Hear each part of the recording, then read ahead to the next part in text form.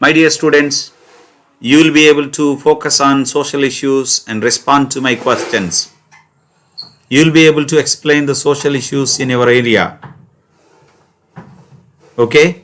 You will be able to think solutions for some problems in your area.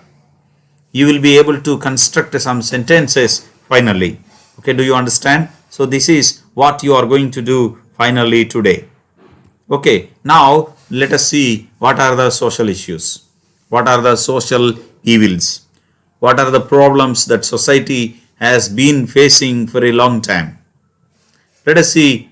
I have come across a few, but if you go and ask some social teachers, they will come with so many problems they see.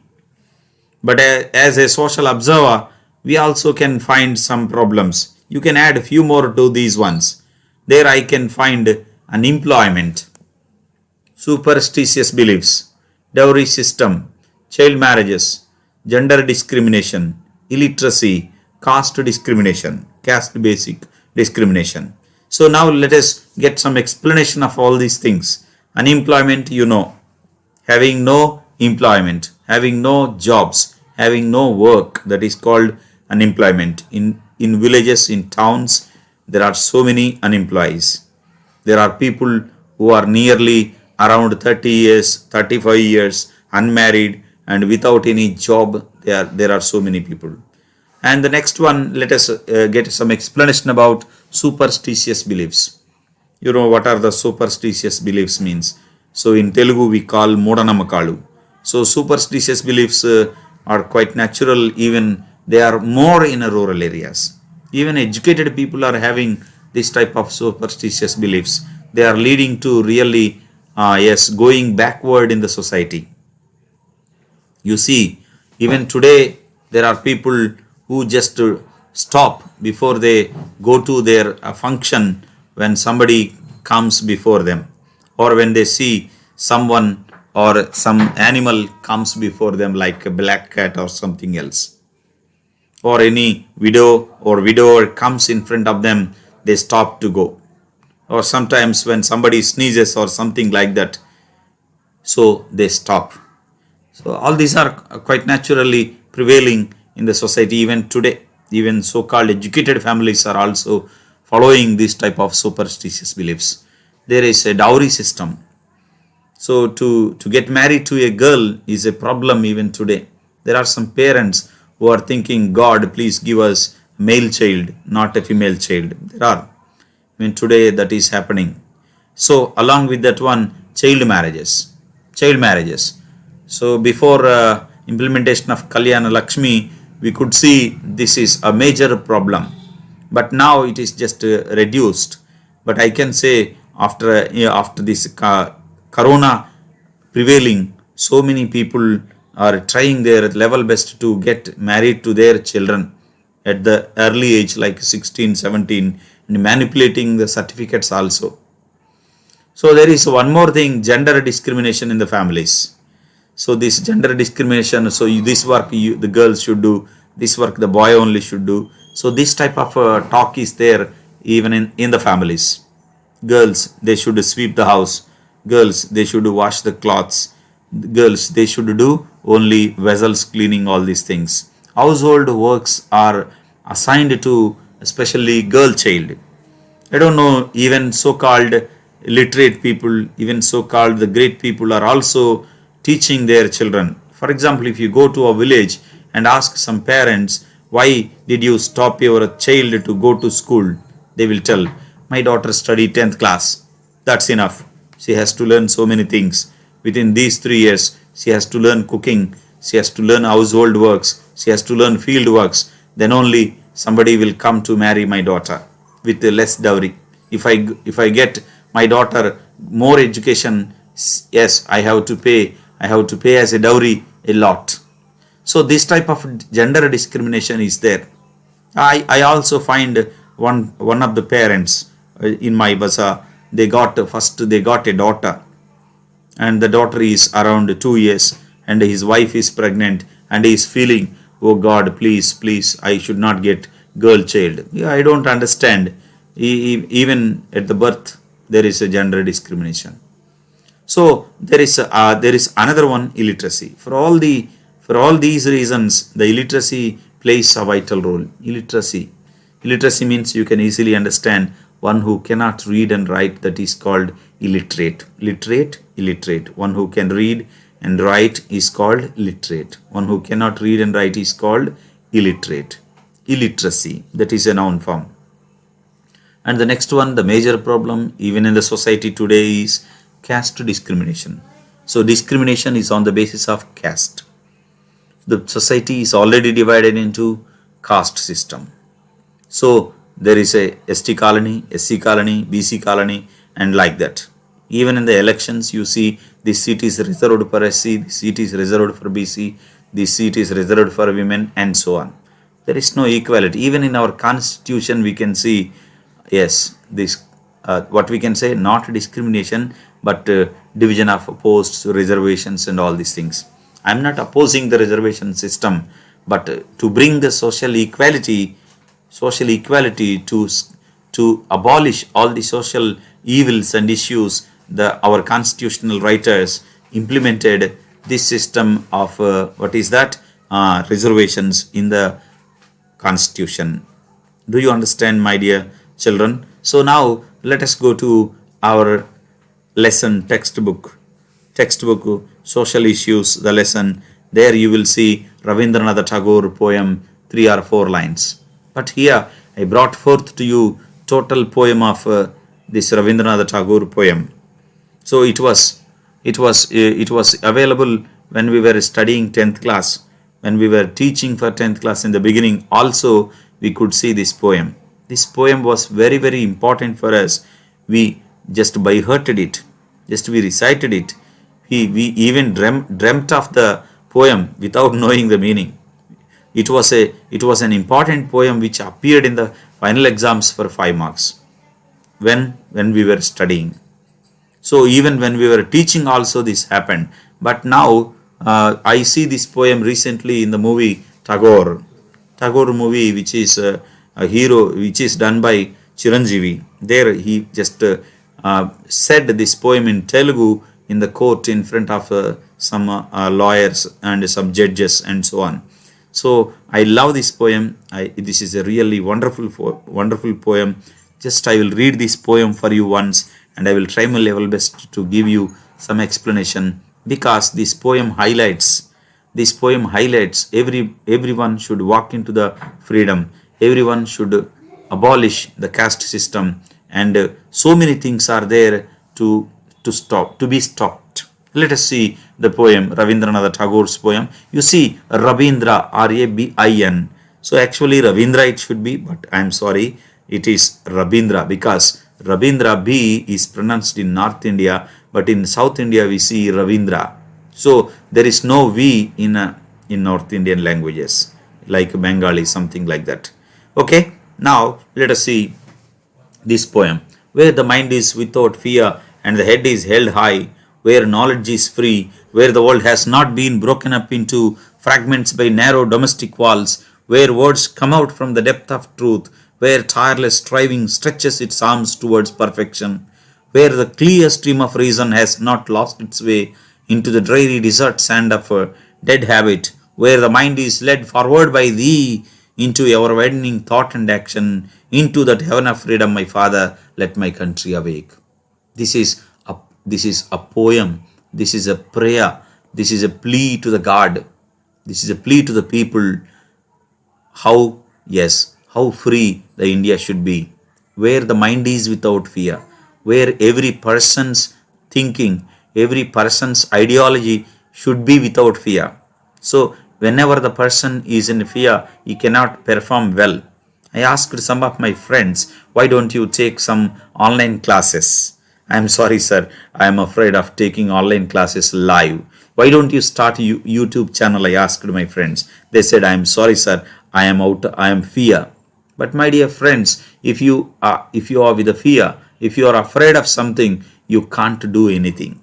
Yes or no? Even the student, if he wants to learn swimming, this is quite natural. He has to get out of the fear. Then only he can do. That's why Rabindranath Tagore wrote this poem. where the mind is without fear and the head is held high, where knowledge is free. Yes, where there is a free, where there is no fear, yes, the knowledge comes out freely. Knowledge comes out without any shackles, without any obstacles, without any chains. If the knowledge is in the chains, it cannot come out.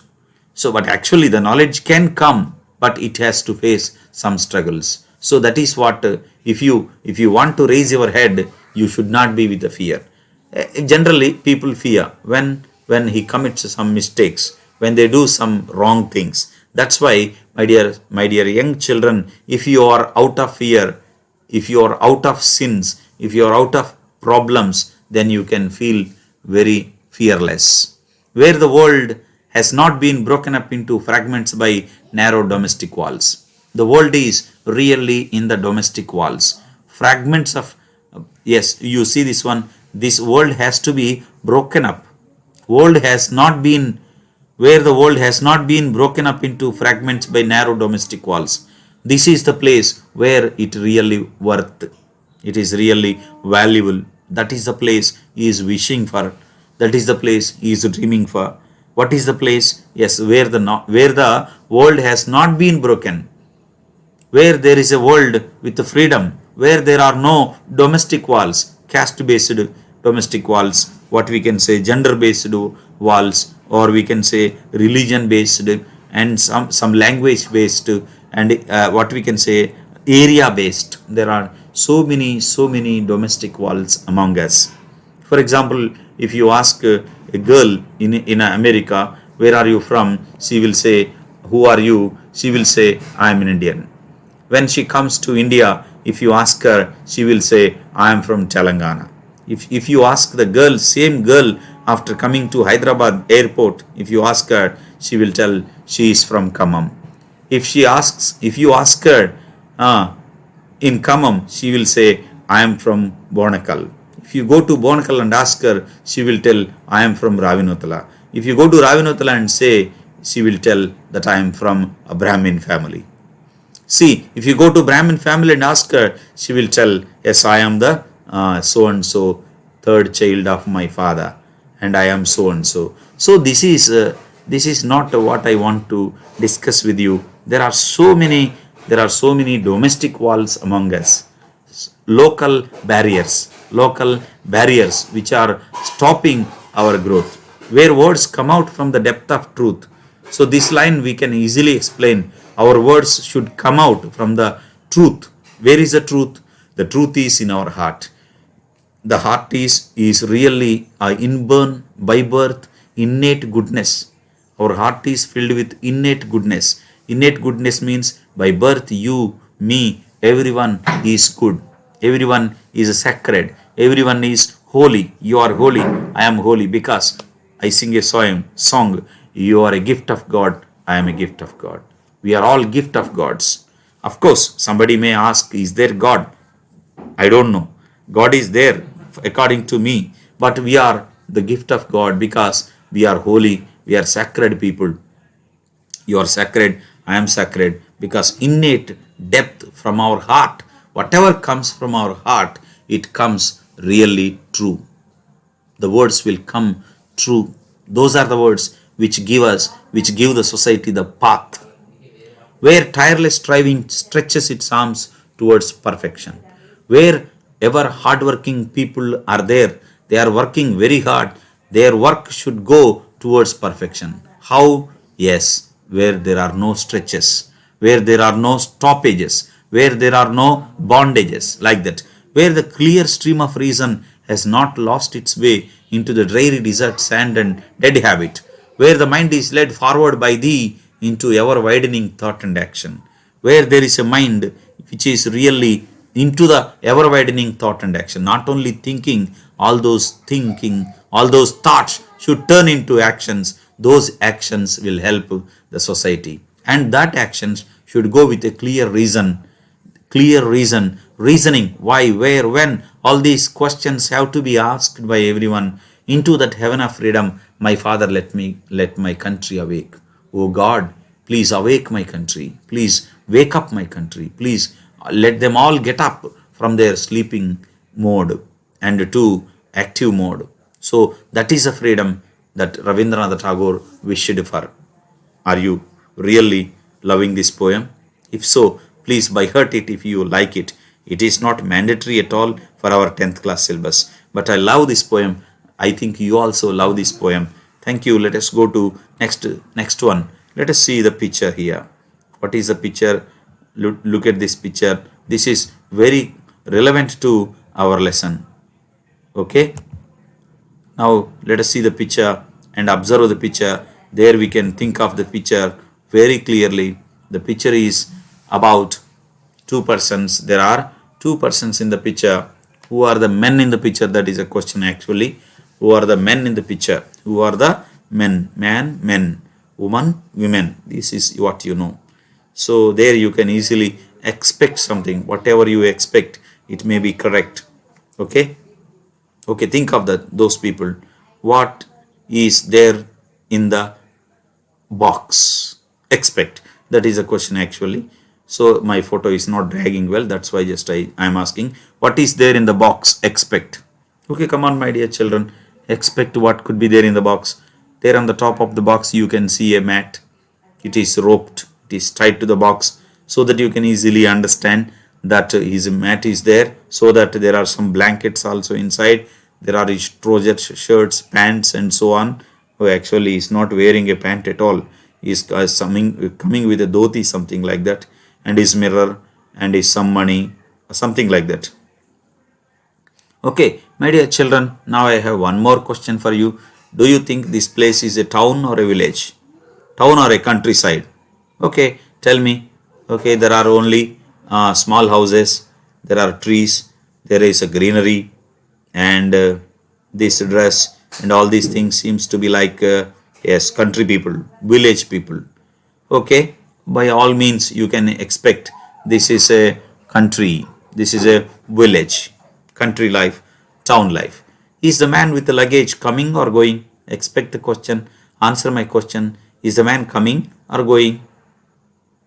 Okay, I am sure this man is coming to the village, and you see there is one face of this man on the left side. This man is very severe or serious, I think so. I don't know why this man is severe and serious. Generally, some people are serious by nature, but this man may be serious because of this man is coming or is not giving respect.